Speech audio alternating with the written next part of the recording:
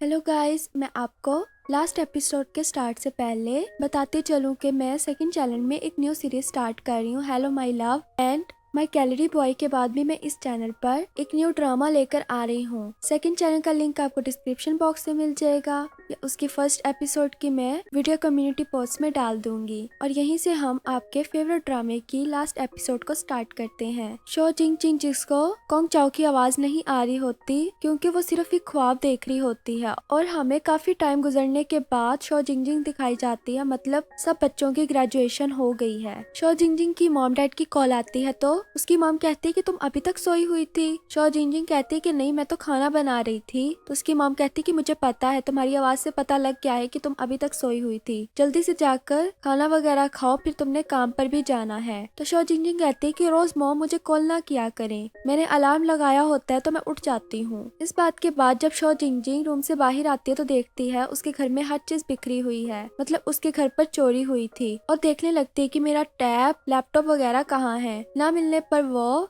Police को call करती है। पुलिस आकर हर चीज को देख रही होती है और शो जिंग जिंग के पास पुलिस वुमन बैठी होती है और उससे पूछने लगती है कि क्या आपका नेम शो जिंग जिंग है। वो कहती है कि हाँ, क्या आपका भी नेम यही है। कहती है कि नहीं। वो पूछती है कि आप फैशन डिजाइनर हो। तो वो कहती है कि हाँ, बस मैं फैशन डिजाइनर की असिस्टेंट हूँ। फिर वो उसे कहती है कि टेंशन लेने की कोई बात नहीं है, आप बस मुझे चीजें बता दें, आपकी कौन कौन सी चीजें गुम हुई हैं। तो शो जिंग जिंग बताने लगती है कि मेरा लैपटॉप, आईपैड और मेरा एक बैग चोरी हुआ है। वैसे वो ज्यादा एक्सपेंसिव नहीं है पर मेरे लिए वो बहुत इम्पोर्टेंट है। तो वो उसकी कही हुई हर चीज लिख लेती है। जैसे ही हमें आपकी चीजें मिलेंगी मैं आपको बता दूंगी। और हमें कॉन्ग चाओ दिखाया जाता है जो बाहर के मुल्क से आया होता है और बन वाली शॉप के पास रुकता है। तो आंट को कहता है कि आप तो बिल्कुल वैसी की वैसी हैं, जरा भी चेंज नहीं हुई। तो वो कहती है कि तुम कौन हो। तो वो बताता है कि मैं यही स्कूल में पढ़ता था। तो आंट कहती है कि मैं तुम्हें एक्स्ट्रा एग डाल कर दूंगी। ये सुनकर वो बैठकर बर्गर खाने लगता है और साथ में उसको शो जिंग जिंग की याद आ रही होती है कि किस तरह वो मेरे सामने बैठकर बातें करती थी। इतने में कॉन्ग चाओ को उसकी मॉम की कॉल आती है और उसकी मॉम कहती है कि तुम अभी तक मीटिंग में नहीं गए। तो वो कहते हैं कि मॉम मैं मिल लूंगा उनसे। हमें शो जिंग जिंग दिखाई जाती है जो ऑफिस ओनर के पास आती है और कहती है कि मैं आज काम कैसे करूं, मेरा तो लैपटॉप वगैरह हर चीज चोरी हो गई है। तो वो उसे अपना लैपटॉप दे देता है और कहता है कि अगर तुम्हारी कोई चीज नहीं मिलती तो मैं तुम्हें लैपटॉप ले दूंगा। तो शो जिंग जिंग कहती है कि आप कितने अच्छे हैं ना। और फिर दोनों मीटिंग रूम में बैठे होते हैं अपने क्लाइंट के वेट में और वो शो जिंग जिंग को कह रहा होता है कि ये जो प्रोजेक्ट है ये मैं तुम्हें ही सारा दे दूंगा ताकि हर चीज को तुम ही हैंडल करो। तो शो जिंग जिंग कह रही होती है कि मैं अकेली कैसे करूंगी। तो वो कहता है कि जो इस कंपनी का ओनर था उन्होंने तब मुझे बनाया था, अब मैं तुम्हें बना रहा हूँ। तो शो जिंग जिंग खुश हो जाती है। इतने में वो क्लाइंट आता है और वो क्लाइंट कोई और नहीं कॉन्ग चाओ होता है। शो जिंग जिंग उसे देखते ही रह जाती है। तो मैनेजर उसे कहता है कि शो जिंग जिंग इधर आओ, तुम्हारा इंट्रोडक्शन करवाता हूँ। तो शो जिंग जिंग उसकी बात सुनकर उनके पास जाती है और वो कहते हैं कि वो यही लड़की है जो मैं बात कर रहा था कि इतनी कम एज में काफी ज्यादा टैलेंटेड है। तो कॉन्ग चाओ उसे हेलो करता है और हाथ आगे बढ़ाता है। शो जिंग जिंग ये देखकर वहाँ से चली जाती है, कहती है कि एक्सक्यूज मी। वॉशरूम में जाकर अपने आप को मारने लगती है कि शो जिंग जिंग जाग जाओ, तुम एक ख्वाब देख रही हो, कॉन्ग चाओ असल में नहीं आया। तो मारने के बाद जब उसको पता लगता है कि वो तो रियल में आया है तो कहने लगती है कि आज मैं नहाई क्यों नहीं, आज मैं तैयार भी नहीं हुई और मेरे कपड़े देखो, स्कूल के कपड़े लग रहे हैं। इतने में एक लड़की वहाँ आती है तो शो जिंग जिंग उसका बैग देखकर कहती है कि क्या मैं आपका मेकअप यूज कर सकती हूँ, मस्कारा, आईलाइनर वगैरह। तो कहती है हाँ कर लो। और हमें कॉन्ग चाओ दिखाया जाता है मीटिंग में। मैनेजर उसको कह रहा होता है कि पता नहीं उसको क्या हुआ है, शायद उसके घर में इशू चल रहा है, वहाँ चली गई होगी। तो कॉन्ग चाओ कहता है कि क्या हुआ उसके घर पर। तो वो कहता है कि उसके घर पर चोरी हुई है। तो कॉन्ग चाओ पूछता है कि ज्यादा नुकसान तो नहीं हुआ। वो कहता है कि नुकसान तो हुआ है उसका। इतने में शो जिंग जिंग दिखाई जाती है जो तैयार वगैरह हो जाती है और दोबारा से मीटिंग रूम में आती है और कहती है कि सॉरी मैं थोड़ा लेट हो गई और आकर मीटिंग की बातें करने लगती है। कौन जाओ उसको छोड़कर कहता है कि शो जिंग जिंग बताओ तुम्हारे घर पर क्या नुकसान हुआ है। तो शो जिंग जिंग कहती है कि तुम्हें मेरे घर से दूर रहना चाहिए, वो मेरे घर का और मेरा मामला है। इस तरह दोनों को लड़ता देखकर मैनेजर कहते हैं कि क्या तुम दोनों आपस में दोस्त हो। कॉन्ग जाओ यस कहता है और शो जिंगजिंग नहीं कहती है। ये कहने के बाद शो जिंगजिंग मैनेजर को कहती है कि कॉन्ग जाओ लगता है बिजनेस मीटिंग पर नहीं आया, वो अपने ही कोई मसले लेकर आया है। जब इसको मीटिंग करनी होगी और वो बिजनेस की होगी तो मैं आ जाऊंगी। ये कहकर वहाँ से चली जाती है। शो जिंगजिंग को गाउसिन की कॉल आती है। उसकी कॉल के बाद वो वहाँ से चली जाती है और कॉन्ग जाओ अपने ही डैड वाले घर पर आता है और घर को देखने लगता है। चीजें देखकर उसको अपने डैड की ही याद आ रही होती है। तो हमें शो जिंगजिंग दिखाई जाती है जो अपनी दोस्तों के साथ बैठी होती है और अभी भी शो जिंगजिंग की फ्रेंड शाओची की फैन होती है और उसको ही देख रही होती है। तो जायो कहती है कि तुम अभी तक उसको क्यों देखती हो, तुम तो अब लोगों को खुद रखती हो क्योंकि तुम तो डायरेक्टर हो। तो वो कहती है कि शाओची तो शाओची है, इसको मैं हमेशा देखती रहूंगी। इनकी बातों में शो जिंगजिंग कहती है कि कॉन्ग जाओ आज मुझसे मिला था और वो दोनों हंस रही होती हैं, उसकी बात नहीं सुनती। तो शो जिंगजिंग चुप करके बैठी होती है तो दोनों उसकी तरफ देखती हैं। तो शो जिंगजिंग कहती है कि मैंने कहा कॉन्ग जाओ आज मुझे मिला था और वो मेरी ही कंपनी में आया था क्लाइंट बनकर। तो जायो कहती है कि शायद वो तुमसे माफी मांगने आया हो, वो तुमसे दोबारा रिलेशन करना चाहता हो। तो शो जिंगजिंग कहती है कि उसने मुझे 4 सालों से ब्लॉक किया हुआ है, एक दफा भी उसने मुझे अनब्लॉक नहीं किया, तो मैं कैसे कह सकती हूँ कि वो मेरे लिए आया है और ना मुझे वो चाहिए।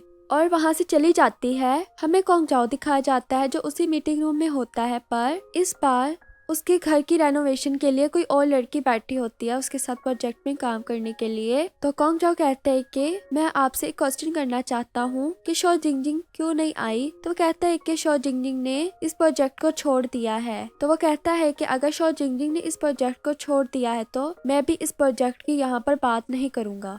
एक जगह बैठकर कॉन्ग जाओ शो जिंगजिंग का वेट कर रहा होता है और शो जिंगजिंग वहाँ आती है। तो कॉन्ग जाओ उसे कहने लगता है कि तुमने मेरा प्रोजेक्ट क्यों छोड़ दिया, क्या तुम अपनी जॉब सही से नहीं करना चाहती। तो वह कहती है कि नहीं, जिसको मैंने अपनी जगह रखा है वो भी बहुत अच्छी है। तो कॉन्ग जाओ कहता है कि मुझे तो तुम्हें रखना है और मैं मानता हूँ मैंने तुम्हें अभी तक अनब्लॉक नहीं किया। तो वह कहती है कि शुक्र है तुम्हें पता है, अब मेरे रास्ते से तुम हट जाओ। और वहाँ से चली जाती है। और कॉन्ग जाओ जब अपने घर पर होता है तो उसे एक कॉल आती है और हमें अगले ही सीन में दिखाया जाता है कि कॉन्ग जाओ गाउसी से मिलने आता है और वो कॉल पर भी गाउसी नहीं होता है। तो कॉन्ग जाओ कहता है कि तुम काफी अच्छे डिटेक्टिव लग रहे हो। और कॉन्ग जाओ उससे पूछता है कि क्या तुम शो जिंगजिंग से मिले, मैं तो अभी थोड़ा टाइम पहले ही शो जिंगजिंग से मिला हूँ। तो वो कहता है कि काफी तुम दोनों क्लोज लग रहे हो। तो कहता है कि हाँ। तो वो उससे पूछता है कि तुम कितने क्लोज हो उससे। तो गाउसिन कहता है कि मेरी गर्लफ्रेंड। और वैसे ही फिर कहता है कि पुलिस वूमेन। तो कॉन्ग जाओ कहता है कि बात पूरी किया करो, तुम सेंटेंस को क्यों तोड़ते हो। तो कॉन्ग जाओ हंसने लगता है और फिर शो जिंगजिंग की बात बताने लगता है कि जब वो चोरी हुआ सामान लेने आई तो उसने 3 चीजें लिखवाई थी और हमने उसे तीनों ढूंढ दी। और बैग को पकड़ने पर कहती कि वो डॉग कहाँ है। तो पुलिस वाली कहती है कि डॉग, आपने तो सिर्फ बैग कहा था। तो कहती मेरे लिए डॉग इम्पोर्टेंट था। ये सुनकर गाउसिन को पिछला ख्याल याद आता है जहाँ पर शो जिंगजिंग अपने डॉग को देख रही होती है और गाउसिन कॉन्ग जाओ को कहता है कि वो डॉग तुमने उसको दिया था। ये सुनकर कॉन्ग जाओ को भी याद आ जाता है कि मैंने उसको कहाँ से डॉग लाकर दिया था। गाउसिन उसे कहता है कि क्या तुम अब मुझसे रिलेशन की एडवाइस लोगे। तो वो उसे कहने लगता है कि अब मसला तुम में है, शो जिंगजिंग में नहीं है। वहाँ से जाते हुए कॉन्ग जाओ शो जिंगजिंग की फ्रेंड को मैसेज करता है कि शो जिंगजिंग कहाँ है। और हमें शो जिंगजिंग दिखाई जाती है जो अल्कोहल पी रही होती है और कह रही होती है कि 4 सालों से उसने मुझे ब्लॉक किया हुआ है। एक साल में 365 डेज होते हैं, तो मल्टीप्लाई 4 से करो तो क्या आता है। तो उसकी फ्रेंड कहती है कि 1600। तो शो जिंगजिंग कहती है कि नहीं, 1460 डेज आते हैं और इतने टाइम से उसने मुझसे बात नहीं की। तो उसकी दोस्तें समझा रही होती हैं कि तुम उसको एक और चांस दे दो। तो शो जिंगजिंग कहती है कि मैं उसको क्यों चांस दूं, मैंने नहीं उसको चांस देना। तो दोनों कहते हैं कि मैं वॉशरूम चली हूँ और मैं और अल्कोहल लेने चली हूँ। इस तरह दोनों वहाँ से चली जाती हैं। तो शो जिंगजिंग अकेली बैठी होती है और अल्कोहल को पिए जा रही होती है। इतने में वहाँ कॉन्ग जाओ आता है तो वो समझती है कि मेरी कोई फ्रेंड आई है और उसके कंधे पर हाथ रख लेती है और कह रही होती है कि जब तक हम अच्छे से ड्रंक ना कर लें तो यहाँ से नहीं जाएंगे। तो अपना ग्लास आके करके कहती है कि चलो जल्दी से अल्कोहल डालो। ये देखकर कॉन्ग जाओ उसके लिए अल्कोहल डालता है और वो कहती है कि चलो तुम भी पियो। तो वो अपने लिए भी अल्कोहल डालता है और साथ में पीने लगता है। शो जिंगजिंग अल्कोहल पीते हुए उसकी तरफ देखती है तो वैसे ही मुंह से बाहर निकाल लेती है और उससे पूछती है कि तुम यहाँ पर क्यों आए। तो वह कहता है कि मैं तुमसे माफी मांगने आया हूँ, और साथ में उसका हाथ पकड़ लेता है, कहता है कि तुम्हारा डॉग तो गुम गया, क्या तुम मुझे अपना डॉग बनाओगी। ये सुनकर शो जिंगजिंग उसकी तरफ देखने लगती है, क्योंकि तुम्हें अभी भी मेरी बहुत ज्यादा फिक्र है। तो शो जिंगजिंग कहने लगती है कि बस कर दो, इतना कॉन्फिडेंस खुद में नहीं होना चाहिए, और अपना हाथ छुड़वाकर कहती है कि तुमने मुझे 4 सालों से ब्लॉक किया हुआ है, कभी वहाँ पर अनब्लॉक करने का सोचा मुझे, और तुम्हें अभी भी लगता है कि तुमने कुछ नहीं किया, सारी गलती ही मेरी है, और मैं सब कुछ भूल के तुम्हारे साथ रिलेशन दोबारा से कर लूं। तुम बहुत ज्यादा सेल्फिश हो। और कॉन्ग चाओ उसकी बात का जवाब देने लगता है तो शो जिंगजिंग वहीं पर सो जाती है, और कॉन्ग चाओ उसका सर लगने से बचाता है, और फिर उसको उसके घर पर उठाकर छोड़ने जाता है, और बेड पर लिटाने के बाद उसके पास लगी पिक्स को देखने लगता है।